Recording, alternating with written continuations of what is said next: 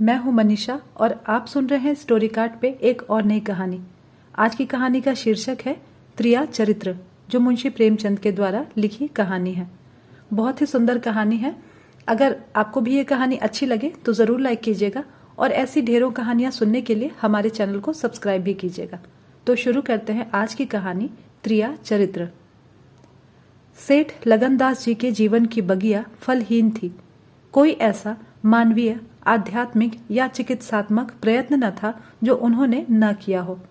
यूं शादी में एक पत्नी व्रत के कायल थे, मगर जरूरत और आग्रह से विवश होकर एक दो नहीं 5-5 शादियां की। यहाँ तक कि उम्र के 40 साल गुजर गए और अंधेरे घर में उजाला ना हुआ। बेचारे बहुत रंजीदा रहते। यह धन संपत्ति, यह ठाट बाट, यह वैभव और यह ऐश्वर्य क्या होंगे, मेरे बाद इनका क्या होगा, कौन इनको भोगेगा, यह ख्याल बहुत अफसोसनाक था। आखिर यह सलाह हुई कि किसी लड़के को गोद ले लेना चाहिए, मगर यह मसला पारिवारिक झगड़ों के कारण सालों तक स्थगित रहा। जब सेठ जी ने देखा कि बीवियों में अब तक बदस्तूर कशमकश हो रही है, तो उन्होंने नैतिक साहस से काम लिया और एक होनहार अनाथ लड़के को गोद ले लिया। उसका नाम रखा गया मगनदास। उसकी उम्र 5-6 साल से ज्यादा न थी। बला का ज़हीन और तमीजदार, मगर औरतें सब कुछ कर सकती हैं, दूसरे के बच्चे को अपना नहीं समझ सकती। और यहाँ तो 5-5 औरतों का साझा था। अगर एक उसे प्यार करती तो बाकी 4 औरतों का फर्ज था कि उससे नफरत करें। हाँ, सेठ जी उसके साथ बिल्कुल अपने लड़के की सी मोहब्बत करते थे। पढ़ाने को मास्टर रखा था, सवारी के लिए घोड़े, रईसी ख्याल के आदमी थे, राग रंग का भी सामान मुहैया कराया था। गाना सीखने का लड़के ने शौक किया तो उसका भी इंतजाम हो गया। गरज जब मगनदास अपनी जवानी पर पहुंचा तो रईसाना दिलचस्पियों ने उसे कमाल हासिल था। उसका गाना सुनकर उस्ताद लोग कानों पर हाथ रखते, सहसवार ऐसा कि दौड़ते हुए घोड़े पर सवार हो जाता। डील डॉल शक्ल सूरत में उसका सा अलबेला जवान दिल्ली में कम होगा। शादी का मसला पेश हुआ। नागपुर के करोड़पति सेठ मक्खनलाल बहुत लहराए हुए थे। उनकी लड़की से शादी हो गई। धूमधाम का जिक्र किया जाए तो किस्सा वियोग की रात से भी लंबा हो जाए। मक्खनलाल का उसी शादी में दिवाला निकल गया। इस वक्त मगनदास से ज्यादा ईर्ष्या के योग्य आदमी और कौन होगा। उसकी जिंदगी की बहार उमंगों पर और मुरादों के फूल अपनी शबनमी ताजगी में खिल खिलकर हुस्न और ताजगी का समा दिखा रहे थे। मगर तकदीर की देवी कुछ और ही सामान कर रही थी। वह सैर सपाटे के इरादे से जापान गया हुआ था कि दिल्ली से खबर आई कि ईश्वर ने तुम्हें एक भाई दिया है। मुझे इतनी खुशी है कि ज्यादा अरसे तक शायद जिंदा न रह सकूं, इसलिए तुम बहुत जल्द लौट आओ। मगनदास के हाथ से तार का कागज छूट गया और सर में ऐसा चक्कर आया जैसे किसी ऊंचाई से गिर पड़ा है। मगनदास का किताबी ज्ञान बहुत कम था, मगर स्वभाव की सज्जनता से वह खाली हाथ न था। हाथों की उदारता ने, जो समृद्धि का वरदान है, हृदय को और भी उदार बना दिया था। उसे घटनाओं की इस काया पलट से दुख तो जरूर हुआ, आखिर इंसान ही था, मगर उसने धीरज से काम लिया और एक आशा और भय की मिली जुली हालत में देश को रवाना हुआ। रात का वक्त था। जब अपने दरवाजे पर पहुंचा तो नाच गाने की महफिल सजी देखी। उसके कदम आगे न बढ़ सके। वह लौट पड़ा और एक दुकान के चबूतरे पर बैठकर सोचने लगा कि अब मुझे क्या करना चाहिए। इतना तो उसे यकीन था कि सेठ जी उसके साथ भी भलमनसी और मोहब्बत से पेश आएंगे, बल्कि शायद अब और भी कृपा करने लगे। सेठानियां भी अब उसके साथ गैरों का सा बर्ताव न करेंगी।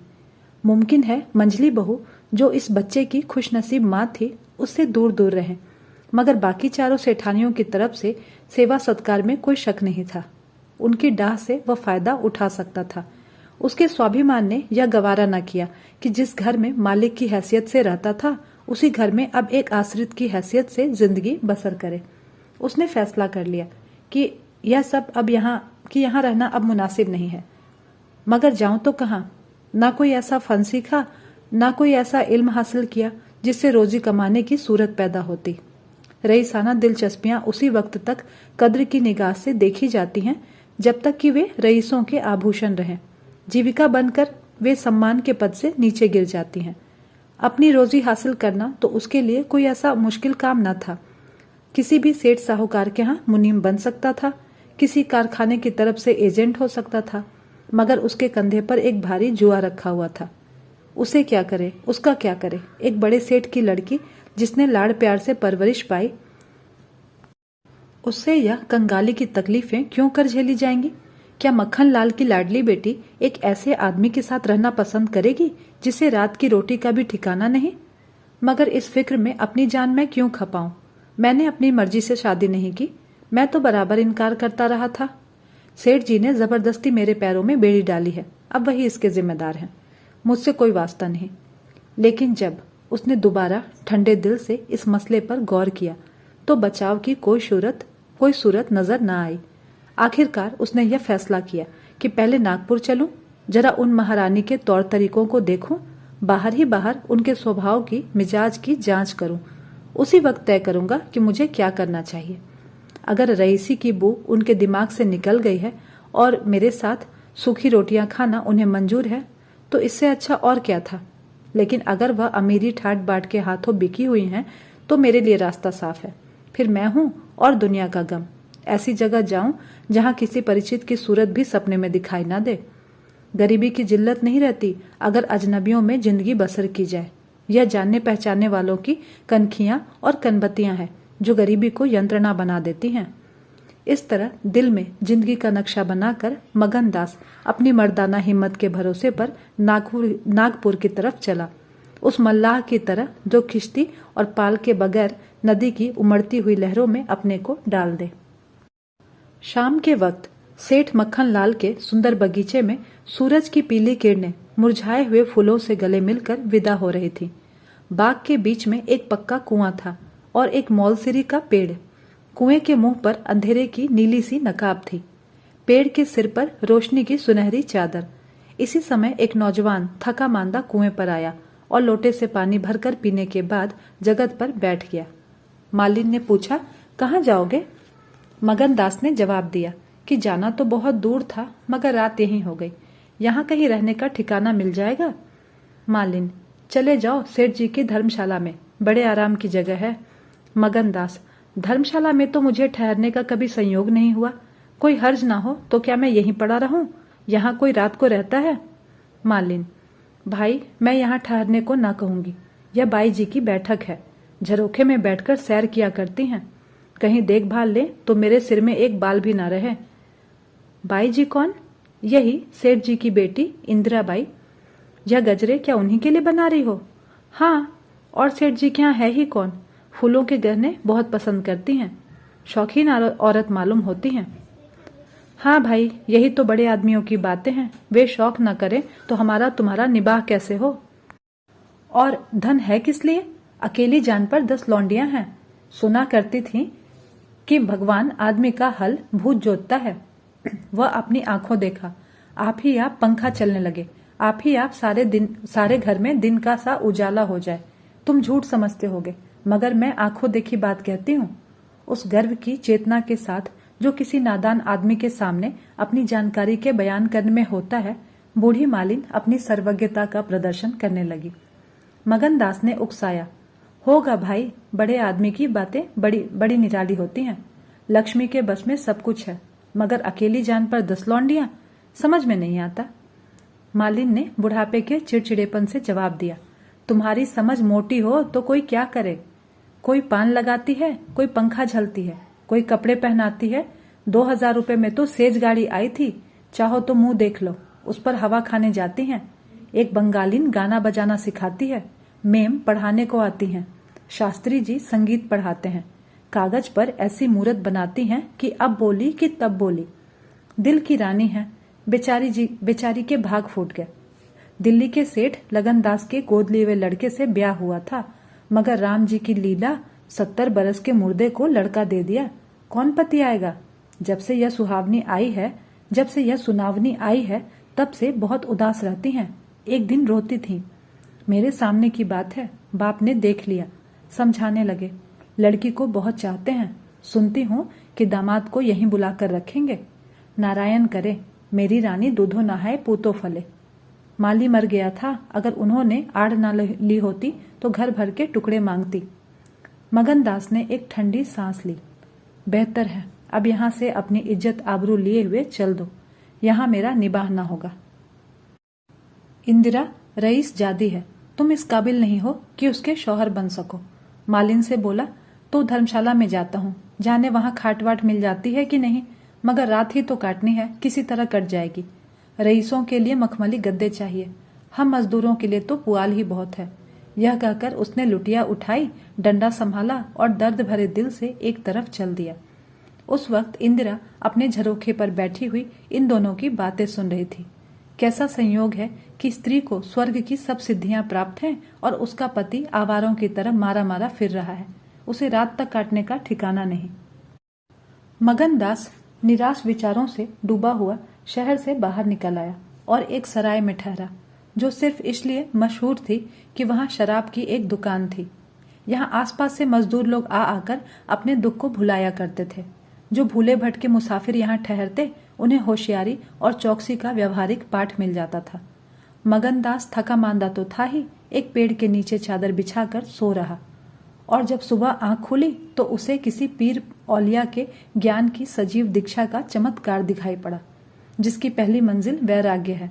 उसकी छोटी सी पोटली, जिसमें 2-1 कपड़े और थोड़ा सा रास्ते का खाना और लुटिया डोर बंधी हुई थी, गायब हो गई। उन कपड़ों को छोड़कर जो उसके बदन पर थे, अब उसके पास कुछ भी न था, और भूख, जो कंगाली में और भी तेज हो जाती है, उसे बेचैन कर रही थी। मगर वह दृढ़ स्वभाव का आदमी था। उसने किस्मत का रोना ना रोया और किसी तरह गुजर करने की तदबीरें सोचने लगा। लिखने और गणित में उसे अच्छा अभ्यास था, मगर इस हैसियत में उससे फायदा उठाना असंभव था। उसने संगीत का भी बहुत अभ्यास किया था। किसी रसिक रईस के दरबार में उसकी कद्र हो सकती थी, मगर उसके पुरुषोचित अभिमान ने इस पेशे को अख्तियार करने की इजाजत ना दी। हाँ, वह आला दर्जे का घुड़सवार भी था, और यह फन मजे में पूरी शान के साथ उसकी रोजी का साधक बन सकता था। यह पक्का इरादा करके उसने हिम्मत से कदम आगे बढ़ाए।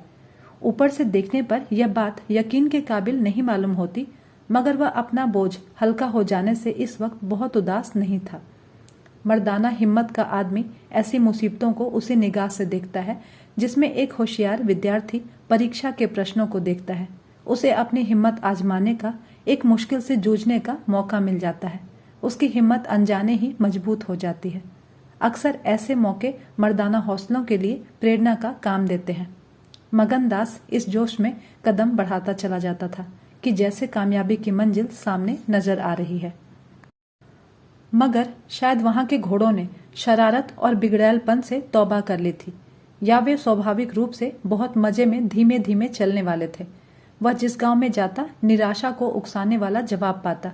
आखिरकार शाम के वक्त जब सूरज अपनी आखिरी मंजिल पर जा पहुंचा था, उसकी कठिन मंजिल तमाम हुई। नागर घाट के ठाकुर अटल सिंह ने उसकी चिंता को समाप्त कर दिया। यह एक बड़ा गांव था। पक्के मकान बहुत सारे थे, मगर उनमें प्रेतात्माएं आबाद थीं। कई साल पहले प्लेग ने आबादी के एक बड़े हिस्से को इस क्षणभंगुर संसार से उठाकर स्वर्ग में पहुंचा दिया था। इस वक्त प्लेग के बचे खुचे वे लोग गांव के नौजवान और शौकीन जमींदार साहब और हल्के के कारगुजार और रोबीले थानेदार साहब थे। उनकी मिलीजुली कोशिशों से गांव में सतयुग का राज था। धन दौलत को लोग जान का अजाब समझते थे, उसे गुनाह की तरह छुपाते फिरते थे। घर घर में रुपए रहते हुए भी लोग कर्ज ले लेकर खाते और फटे हालों की तरह रहते थे। इसी में निबाह था। काजल की कोठरी थी, सफेद पहनना उन पर धब्बा लगाना था। हुकूमत और जबरदस्ती का बाजार गर्म था। अहीरों के यहाँ आंजन के लिए भी दूध न था। थाने में दूध की नदी बहती थी। मवेशी खाने के मुहर्रिर दूध की कुल्लियां करते थे। इसी अंधेर नगरी को मगनदास ने अपना घर बनाया। ठाकुर साहब ने असाधारण उदारता से काम लेकर उसे रहने के लिए एक मकान भी दे दिया, जो केवल बहुत व्यापक अर्थों में मकान कहा जा सकता था। इसी झोपड़ी में वह 1 हफ्ते से जिंदगी के दिन काट रहा है। उसका चेहरा जर्द है और कपड़े मैले हो रहे हैं, मगर ऐसा मालूम होता है कि उसे अब इन बातों की अनुभूति ही नहीं रही। जिंदा है, मगर जिंदगी रुखसत हो गई है। हिम्मत और हौसला मुश्किल को आसान कर सकते हैं, आंधी और तूफान से बचा सकते हैं, मगर चेहरे को खिला सकना उनके सामर्थ्य से बाहर है। टूटी हुई नाव पर बैठकर मल्हार गाना हिम्मत का नहीं, हिमाकत का काम है। एक रोज जब शाम के वक्त वह अंधेरे में खाट पर पड़ा हुआ था। एक औरत उसके दरवाजे पर आकर भीख मांगने लगी। मगनदास को वो आवाज परिचित से जान पड़ी। बाहर आकर देखा तो वही चंपा मालिन थी, कपड़े तार तार, मुसीबत की रोती हुई तस्वीर। बोला, मालिन, तुम्हारी यह क्या हालत हो गई है? मुझे पहचानती हो? मालिन ने चौंक कर देखा और पहचान गई और रोकर बोली, बेटा, अब बताओ मेरा कहाँ ठिकाना लगे? तुमने तो मेरा बना बनाया घर उजाड़ दिया। ना तो मैं तुमसे उस दिन बात करती और ना मुझ पर यह विपत पड़ती। बाई ने तुम्हें बैठे देख लिया, बातें भी सुनी। सुबह उठते ही मुझे बुलाया और बरस पड़ी। नाक कटवा दूंगी, मुंह में कालिख लगवा दूंगी। चुड़ैल, कुटनी, तू मेरी बात किसी और गैर आदमी से चलाती है? तू दूसरे से मेरी चर्चा करे? क्या वह तेरा दामाद था जो तू उससे मेरा दुखड़ा रोती थी? जो कुछ मुंह में आया बकती रही, मुझसे भी ना सहा गया। रानी रूठेंगी तो अपना सुहाग लेंगी। बोली, बाई जी, मुझसे कुसुर हुआ, लीजिए अब जाती हूँ। छींकते नाक कटती है तो मेरा यहाँ निबाह ना होगा। ईश्वर ने मुंह दिया है तो आहार भी देगा। 4 घर से मांगूंगी तो पेट को हो जाएगा। उस छोकरी ने मुझे खड़े खड़े निकलवा दिया। अब बताओ, मैंने तुमसे उसकी कौन सी शिकायत की थी? क्या उसकी कोई चर्चा की थी? मैं तो उसका बखान ही कर रही थी ना। मगर बड़े आदमियों का गुस्सा भी बड़ा होता है। अब बताओ मैं किसकी होकर रहूं? 8 दिन इसी तरह टुकड़े मांगते हो गए। एक भतीजी उन्हीं के यहाँ लौंडियों में नौकर थी, उसी दिन उसे भी निकाल दिया। तुम्हारी बदौलत जो कभी ना किया था वह करना पड़ा। तुम्हें कहाँ का दोष लगाऊं? किस्मत में जो कुछ लिखा था देखना पड़ा। मगनदास सन्नाटे में आ गया। आह, मिजाज का यह हाल है, यह घमंड, यह शान।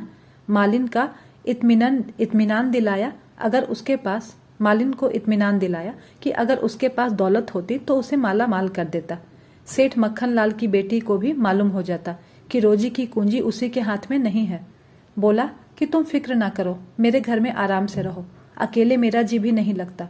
सच कहो तो मुझे तुम्हारी तरह एक औरत की तलाश थी। अच्छा हुआ जो तुम आ गई। मालिन ने आंचल फैलाकर असीम आशीर्वाद दिया। बेटा, तुम जुग जुग जियो, बड़ी उम्र हो। यहाँ कोई घर मिले तो मुझे दिलवा दो। मैं यहीं रहूंगी तो मेरी भतीजी कहाँ जाएगी? वह बेचारी शहर में किसके आसरे रहेगी? मगन लाल के खून में जोश आया। उसके स्वाभिमान को चोट लगी। उन पर यह आफत मेरी लाई हुई है। उनकी इस आवारागर्दी का जिम्मेदार मैं हूँ। बोला, कोई हर्ज ना हो तो उसे भी यहीं ले आओ। मैं दिन को यहाँ बहुत काम करता हूँ और ये बहुत कम भी रहता हूँ। रात को बाहर चारपाई डालकर पढ़ रहा करूंगा। मेरी वजह से तुम लोगों को कोई तकलीफ ना होगी। यहाँ दूसरा मकान मिलना मुश्किल है।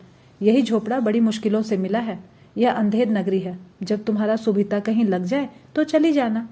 मगन दास को क्या मालूम था कि हजरते इश्क उसकी जुबान पर बैठे हुए उससे यह बात कहला रहे हैं।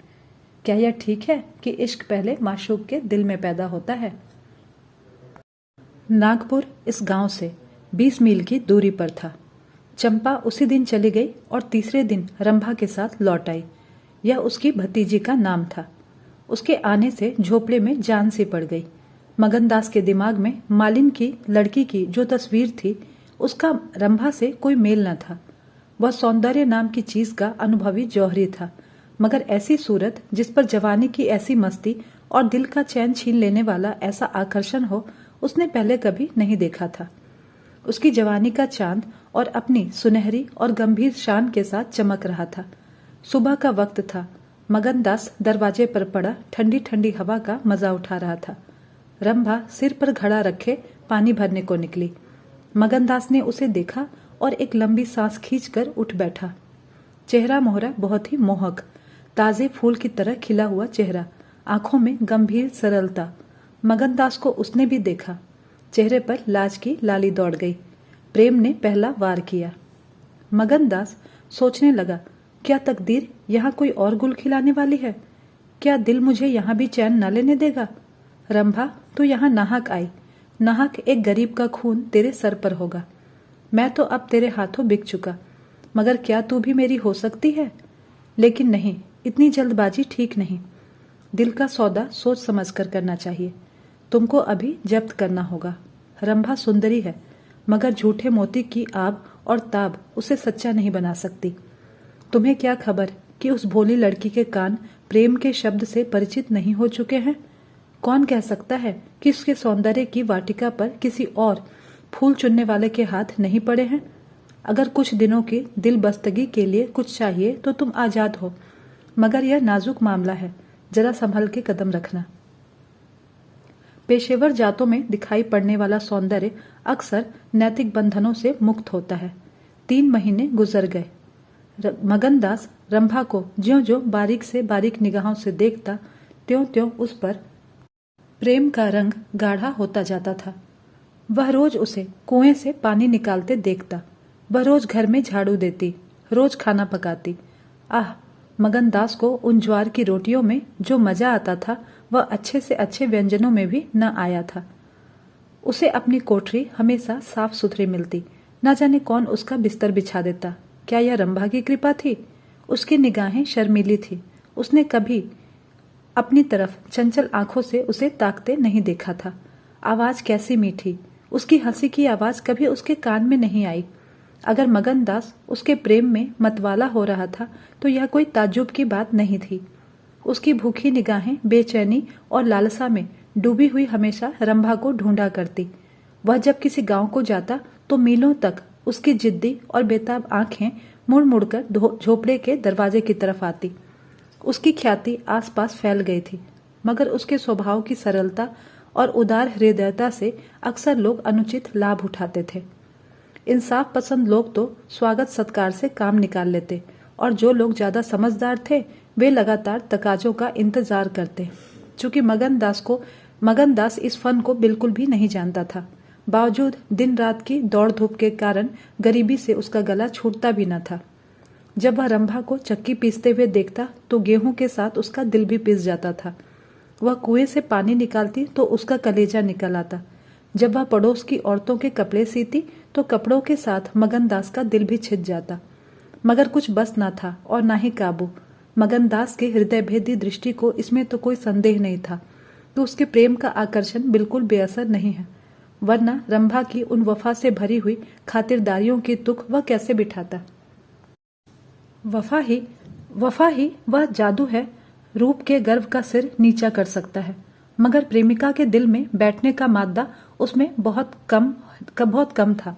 कोई दूसरा मनचला प्रेमी अब तक अपने वशीकरण में कामयाब हो चुका होता, लेकिन मगनदास ने आशिक का दिल पाया था और जबान माशूक की। एक रोज शाम के वक्त चंपा किसी काम से बाजार गई हुई थी और मगनदास हमेशा की तरह चारपाई पर पड़ा सपने देख रहा था। रंभा अद्भुत छटा के साथ आकर उसके सामने अचानक खड़ी हो गई। उसका भोला चेहरा कमल की तरह खिला हुआ था और आंखों से सहानुभूति का भाव झलक रहा था। मगनदास ने उसकी तरफ पहले आश्चर्य और फिर प्रेम की निगाहों से देखा और दिल पर जोर डालकर बोला, आओ रंभा, तुम्हें देखने को बहुत दिनों से ये आंखें तरस रही थी। रंभा ने भोलेपन से कहा, मैं यहाँ ना आती तो तुम मुझसे बोलते भी नहीं। मगनदास का हौसला बढ़ा, बोला, बिना मर्जी पाए तो कुत्ता भी नहीं आता। रंभा मुस्कुराई, कली खिल गई, मैं तो आप ही चली आई। मगनदास का कलेजा उछल पड़ा। उसने हिम्मत करके रंभा का हाथ पकड़ लिया और भावावेश से कांपती हुई आवाज में बोला, नहीं रंभा, ऐसा नहीं है, यह मेरी महीनों की तपस्या का फल है। मगनदास ने बेताब होकर उसे गले से लगा लिया। जब वह चलने लगी तो अपने प्रेमी की ओर प्रेम भरी दृष्टि से देखकर बोली, अब यह प्रीत हमको निभानी होगी।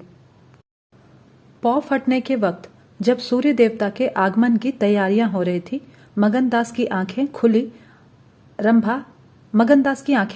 रंभा आटा पीस रही थी। उस शांतिपूर्ण सन्नाटे में चक्की की घुमर घुमर बहुत सुहानी मालूम होती थी और वह उसके सुर से सुर मिलाकर अपने प्यारे ढंग से गीत गा रही थी। झुलनिया मोरी पानी में गिरी, मैं जानू पिया मोको मनई है, उल्टी मनावन मोको पड़ी, झुलनिया मोरी पानी में गिरी। साल भर गुजर गया। मगनदास की मोहब्बत और रंभा के सलीके ने मिलकर उस वीरान झोपड़े को कुंज बाग बना दिया। अब वहां गायें थीं, फूलों की क्यारियां थी और कई देहाती ढंग के मोढ़े थे। सुख सुविधा की अनेक चीजें दिखाई पड़ती थीं। एक रोज सुबह के वक्त मगनदास कहीं जाने के लिए तैयार हो रहा था कि एक संभ्रांत व्यक्ति अंग्रेजी पोशाक पहने उसे ढूंढता हुआ आ पहुंचा और उसे देखते ही दौड़कर गले से लिपट गया। मगनदास और वह दोनों एक साथ पढ़ा करते थे। अब वह वकील हो गया था। मगनदास ने भी अब उसे पहचाना और कुछ झेपता हुआ, कुछ झिझकता हुआ उससे गले लिपट गया। बड़ी देर तक दोनों दोस्त बातें करते रहे। बातें क्या थी, घटनाओं और संयोगों की एक लंबी कहानी थी। कई महीने हुए सेठ लगनदास का छोटा बेटा चेचक की नजर हो गया। सेठ जी ने दुख के मारे आत्महत्या कर ली और अब मगनदास सारी जायदाद, कोठी, इलाके और मकानों का एक छत्र स्वामी था। सेठानियों में आपसी झगड़े हो रहे थे। कर्मचारियों ने गबन को अपना ढंग बना रखा था। बड़ी सेठानी उसे बुलाने के लिए खुद आने को तैयार थी, मगर वकील साहब ने उन्हें रोका था। तब मगनदास ने मुस्कुराकर पूछा, तुम्हें क्यों कर मालूम हुआ कि मैं यहाँ हूँ? तो वकील साहब ने फरमाया, महीने भर से तुम्हारी टोह में हूँ। सेठ मक्खन लाल ने अता पता बतलाया। तुम दिल्ली पहुंचे और मैंने अपने महीने भर का बिल पेश किया। रंभा अधीर हो रही थी कि यह कौन है और इनमें क्या बातें हो रही हैं। 10 बजते बजते वकील साहब मगनदास से 1 हफ्ते के अंदर आने का वादा लेकर विदा हुए। उसी वक्त रंभा आ पहुंची और पूछने लगी, ये कौन थे? इनका तुमसे क्या काम था? मगनदास ने जवाब दिया, यमराज का दूत। रंभा, क्या असगुन बकते हो? नहीं नहीं रंभा, यह असगुन नहीं है। यह सचमुच मेरी मौत का दूत था। मेरी खुशियों के बाग को रौंदने वाला, मेरी हरी भरी खेती को उजाड़ने वाला। रंभा, मैंने तुम्हारे साथ दगा की है। मैंने तुम्हें अपने फरेब के जाल में फंसाया है। मुझे माफ कर दो। मोहब्बत ने मुझसे यह सब करवाया। मैं मगन सिंह ठाकुर नहीं हूँ। मैं सेठ लगनदास का बेटा और सेठ मक्खनलाल का दामाद हूँ। मगनदास को डर था कि रंभा सुनते ही चौंक पड़ेगी और शायद उसे जालिम दगाबाज कहने लगे, मगर उसका ख्याल गलत निकला। रंभा ने आंखों में आंसू भरकर सिर्फ इतना कहा, तो क्या तुम मुझे छोड़कर चले जाओगे?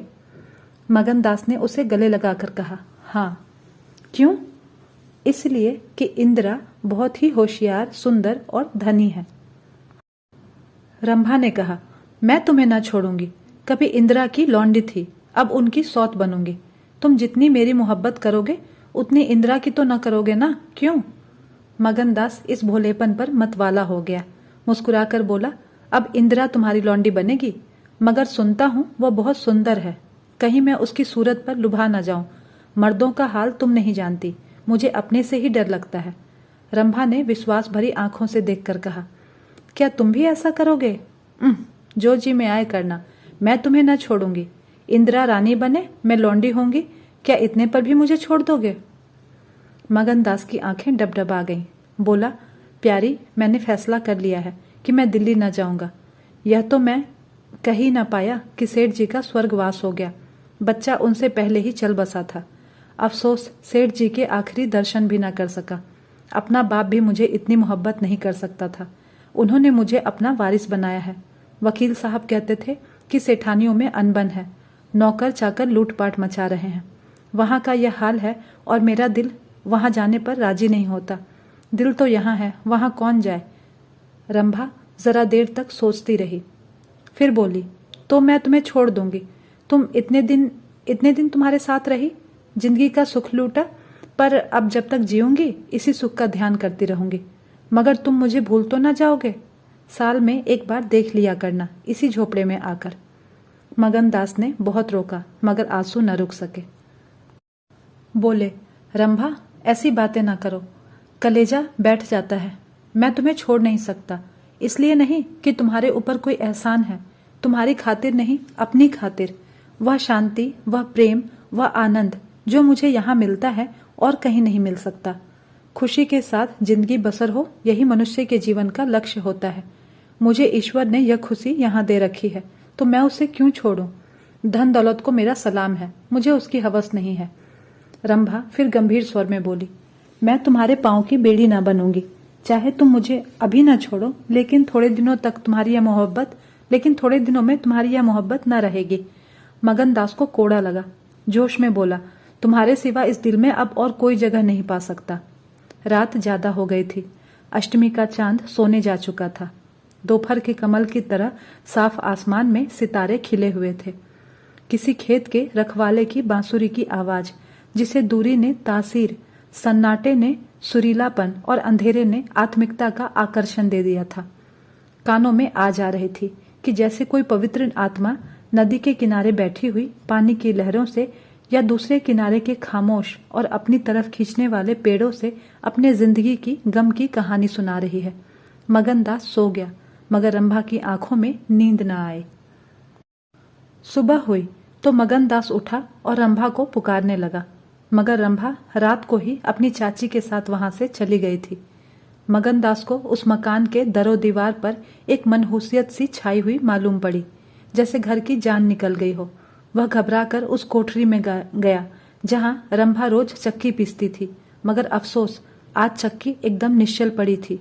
फिर वह कुएं की तरफ दौड़ा गया, लेकिन ऐसा मालूम हुआ कि कुएं ने उसे निगल जाने के लिए अपना मुंह खोल दिया है। तब वह बच्चों की तरह चीख उठा। वह रोता हुआ फिर उसी झोपड़ी में आया जहां कल रात तक प्रेम का वास था, मगर इस वक्त वह शोक का घर बनी हुई थी। जब जरा आंसू थमे तो उसने घर में चारों तरफ निगाह दौड़ाई। रंभा की साड़ी अरगनी पर पड़ी हुई थी। एक पिटारी में वह कंगन रखा हुआ था जो मगनदास ने उसे दिया था। बर्तन सब रखे हुए थे, साफ और सुथरे। मगनदास सोचने लगा, रंभा, तूने रात को कहा था मैं तुम्हें छोड़ दूंगी। क्या तूने वह बात दिल से कही थी? मैंने तो समझा था तू दिल लगी कर रही है, नहीं तो तुझे अपने कलेजे में छिपा लेता। मैं तो तेरे लिए सब कुछ छोड़े बैठा था। तेरा प्रेम मेरे लिए सब कुछ था। मैं यूं बेचैन हूं, क्या तू बेचैन नहीं है? हाय, तू रो रही है। मुझे यकीन है कि तू अब भी लौट आएगी। फिर सजीव कल्पनाओं का एक जमघट उसके सामने आया। वे नाजुक अदाएं, वे मतवाली आंखें, वे भोली भाली बातें, वे अपने को भूली हुई सी मेहरबानियां, अपनी वह जीवनदायी मुस्कान, वे आशिकों जैसी दिलजोइयां, वह प्रेम का नशा, वह हमेशा खिला रहने वाला चेहरा, वह लचक लचक कर कुएं से पानी लाना, वह इंतजार की सूरत, वह मस्ती से भरी हुई बेचैनी, ये सब तस्वीरें उसकी निगाहों के सामने बेताबी के साथ फिरने लगी। मगनदास ने एक ठंडी सांस ली और आंसुओं और दर्द की उमड़ती हुई नदी को मर्दाना जब से रोककर उठ खड़ा हुआ। नागपुर जाने का फैसला पक्का हो गया। तकिए के नीचे से संदूक की कुंजी उठाई तो कागज का एक टुकड़ा निकल आया। यह रंभा की विदा की चिट्ठी थी। प्यारे, मैं बहुत रो रही हूँ। मेरे पैर नहीं उठते, मगर मेरा जाना जरूरी है। तुम्हें जगाऊंगी तो तुम जाने ना दोगे। कैसे जाऊं? अपने प्यारे पति को कैसे छोड़ूं? किस्मत मुझसे यह आनंद का घर छुड़वा रही है। मुझे बेवफा ना कहना। मैं तुमसे फिर कभी मिलूंगी। मैं जानती हूँ कि तुमने मेरे लिए यह सब कुछ त्याग दिया है, मगर तुम्हारे लिए जिंदगी में बहुत कुछ उम्मीदें हैं। मैं अपनी मोहब्बत की धुन में तुम्हें उन उम्मीदों से क्यों दूर रखूं? अब तुमसे जुदा होती हूँ। मेरी सुध मत भूलना। मैं तुम्हें हमेशा याद रखूंगी। यह जीवन के आनंद के दिन कभी न भूलेंगे। क्या तुम मुझे भूल सकोगे? तुम्हारी प्यारी रंभा। मगनदास को दिल्ली आए हुए 3 महीने गुजर चुके हैं। इस बीच उसे सबसे बड़ा जो निजी अनुभव हुआ वह यह था कि रोजी की फिक्र और धंधों की बहुतायत से उमड़ती हुई भावनाओं का जोर कम किया जा सकता है। 1.5 साल पहले का बेफिक्र नौजवान अब एक समझदार और सूझबूझ रखने वाला आदमी बन गया था। सागर घाट के उन कुछ दिनों से उसे रियाया की इन तकलीफों का निजी ज्ञान हो गया था, जो कारिंदों और मुख्तारों की सख्तियों की बदौलत उन्हें उठानी पड़ती है। उसने उसे रियासत के इंतजाम में बहुत मदद की और गो कर्मचारी दबी जबान से उसकी शिकायत करते थे और अपनी किस्मत और जमाने के उलट फेर को कोसते थे, मगर रियाया खुश थी। जब वह सब धंधों से फुर्सत पाता तो एक भोली भाली सूरत वाली लड़की उसके ख्याल के पहलू में आ बैठती और थोड़ी देर के लिए सागर घाट का वह हरा भरा झोपड़ा और उसकी मस्तियां आंखों के सामने आ जाती। सारी बातें एक सुहाने सपने की तरह याद आकर उसके दिल को मसोसने लगती, लेकिन कभी कभी खुद ब खुद उसका ख्याल इंदिरा की तरफ भी जा पहुंचता। गोया उसके दिल में रंभा की वही जगह थी, मगर किसी तरह उसमें इंदिरा के लिए भी एक कोना निकल आया था। जिन हालातों और आफतों ने उसे इंदिरा से बेजार कर दिया था वह अब रुखसत हो गई थी। अब उसे इंदिरा से कुछ हमदर्दी हो गई। अगर उसके मिजाज में घमंड है, हुकूमत है, तकल्लुफ है, शान है, तो उसमें उसका कसूर नहीं। यह रईस जादियों की आम कमजोरियां हैं। यही उनकी शिक्षा है। वे बिल्कुल बेबस और मजबूर हैं। इन बदले हुए और संतुलित भावों के साथ जहां वह बेचैनी के साथ रंभा की याद को ताजा किया करता था, वहां इंदिरा का स्वागत करने और उसे अपने दिल में जगह देने के लिए भी तैयार था। वह दिन दूर नहीं था जब उसे उस आजमाइश का सामना करना पड़ेगा। उसके कई आत्मीय अमीराना शान शौकत के साथ इंदिरा को विदा कराने के लिए नागपुर गए हुए थे। मगन दास की तबीयत आज तरह तरह के भावों के कारण, जिनमें प्रतीक्षा और मिलन की उत्कंठा विशेष थी, उचाट सी हो रही थी। जब कोई नौकर आता तो वह संभल बैठता कि शायद इंदिरा आ पहुंची। आखिर शाम के वक्त जब दिन और रात गले मिल रहे थे, जनान खाने में जोर शोर से गानों की आवाजों ने बहू के पहुंचने की सूचना दी। सुहाग की सुहानी रात थी। 10 बज गए थे। खुले हुए हवादार सहन में चांदनी छिटकी हुई थी। वह चांदनी जिसमें नशा है, आरजू है और खिंचाव है। गमलों में खिले हुए गुलाब और चंपा के फूल चांद की सुनहरी रोशनी में ज्यादा गंभीर और खामोश नजर आते थे। मगन दास इंदिरा से मिलने के लिए चला। उसके दिल में लालसाएं जरूर थी, मगर एक पीड़ा भी थी। दर्शन की उत्कंठा थी, मगर प्यास से खाली मोहब्बत नहीं, प्राणों का खिंचाव था जो उसे खींचे लिए जाता था। उसके दिल में बैठी हुई रंभा शायद बार बार बाहर निकलने की कोशिश कर रही थी, इसीलिए दिल में धड़कन हो रही थी। वह सोने के कमरे के दरवाजे पर पहुंचा। रेशमी पर्दा पड़ा हुआ था। उसने पर्दा उठा दिया। अंदर एक औरत सफेद साड़ी पहने खड़ी थी। हाथ में चंद खूबसूरत चूड़ियों के सिवा उसके बदन पर एक भी जेवर न था। जो ही पर्दा उठा और मगन दास ने अंदर कदम रखा, वह मुस्कुराती हुई उसकी तरफ बढ़ी। मगन दास ने उसे देखा और चकित होकर बोला, रंभा, और दोनों प्रेमावेश से लिपट गए। दिल में बैठी हुई रंभा बाहर निकल आई थी। साल भर गुजरने के बाद एक दिन इंदिरा ने अपने पति से कहा, क्या रंभा को बिल्कुल भूल गए? कैसे बेवफा हो? कुछ याद है उसने चलते वक्त तुमसे क्या विनती की थी? मगन दास ने कहा, खूब याद है। वह आवाज भी कानों में गूंज रही है आज भी। मैं रंभा को भोली भाली लड़की समझता था। यह नहीं जानता था कि यह त्रिया चरित्र का जादू है। मैं अपनी रंभा को अब भी इंदिरा से ज्यादा प्यार करता हूँ। तुम्हें डाह तो नहीं होती? इंदिरा ने हंसकर जवाब दिया, डाह क्यों हो? तुम्हारी रंभा है तो मेरा क्या मगन सिंह नहीं है? मैं अभी उस पर मरती हूँ। दूसरे दिन दिल्ली से एक राष्ट्रीय समारोह में शरीक होने का बहाना करके दोनों रवाना हो गए और सागर घाट जा पहुंचे। वह झोपड़ा, वह मोहब्बत का मंदिर, वह प्रेम भवन फूलों और हरियाली से लहरा रहा था। चंपा मालिन उन्हें वहां मिली। गांव के जमींदार उनसे मिलने के लिए आए। कई दिनों तक फिर मगन सिंह को घोड़े निकालने पड़े। रंभा कुएं से पानी लाती और खाना पकाती, फिर चक्की पीसती और गाती। गांव की औरतें फिर उससे अपने कुर्ते और बच्चों की लेसदार टोपियां सिलवाती हैं। हाँ, इतना जरूर कहती हैं कि इसका रंग कैसा निखर आया है, हाथ पांव कैसे मुलायम पड़ गए हैं। किसी बड़े घर की रानी मालूम होती है, मगर स्वभाव वही है, वही मीठी बोली है, वही मुरव्वत, वही हंसमुख चेहरा। इसी तरह एक हफ्ता इस सरल और पवित्र जीवन का आनंद उठाने के बाद दोनों दिल्ली वापस आए और अब 10 साल गुजरने पर भी साल में एक बार उस झोपड़े के नसीब जागते हैं। वह मोहब्बत की दीवार अभी तक उन दोनों प्रेमियों को अपनी छाया में आराम देने के लिए खड़ी है।